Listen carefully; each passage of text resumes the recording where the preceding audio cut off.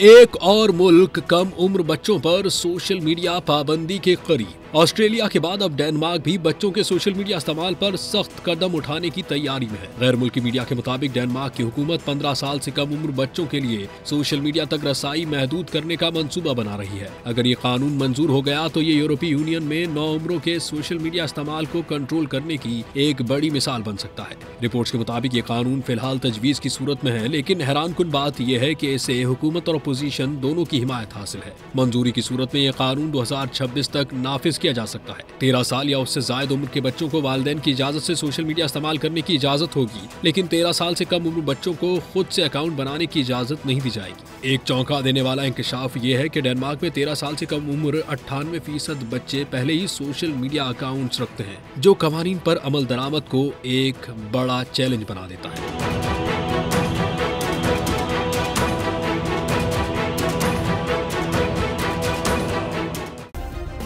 Subscribe करें और bell दबाएं ताकि कोई खबर रह न जाए।